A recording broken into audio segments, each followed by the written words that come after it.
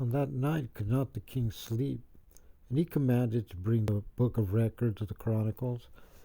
They were read before the king, and it was found written that Mordecai had told of Bigthana and Teresh, two of the king's chamberlains, the keepers of the door, who sought to lay hand on the king Ahasuerus.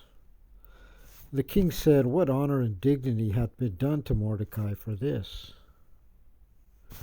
Then said the king's servants that ministered unto him, "There is nothing done for him." And the king said, "Who is in the court?"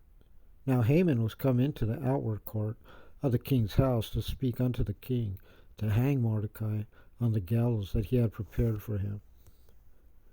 And the king's servant said unto him, "Behold, Haman standeth in the court."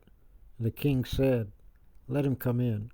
So Haman came in, and the king said unto him, "What shall be done unto the man whom the king delighteth to honor?" Now Haman thought in his heart, "To whom would the king delight to do honor more than to myself?" And Haman answered the king, "For the man whom the king delighteth to honor, let the royal apparel be brought, which the king useth to wear, and the horse that the king rideth upon, and the crown royal, which is set upon his head. And let this apparel and horse be delivered to the hand of one of the king's most noble princes, that they may array the man withal whom the king delighteth to honor, and bring him on horseback through the street of the city, and proclaim before him, Thus shall it be done to the man whom the king delighteth to honor." Then the king said to Haman, "Make haste, take the apparel and the horse, as thou hast said, and do even so to Mordecai the Jew, that sitteth at the king's gate. Let nothing fail of all that thou hast spoken."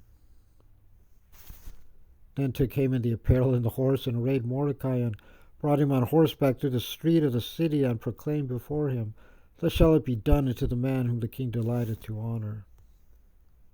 And Mordecai came again to the king's gate, but Haman hasted to his house, mourning and having his head covered. And Haman told Zeresh his wife and all his friends everything that had befallen him. Then said his wise men and Zeresh his wife unto him, "If Mordecai be of the seed of the Jews, before whom thou hast begun to fall, thou shalt not prevail against him, but shalt surely fall before him." And while they were yet talking with him, came the king's chamberlains, and hasted to bring Haman unto the banquet that Esther had prepared.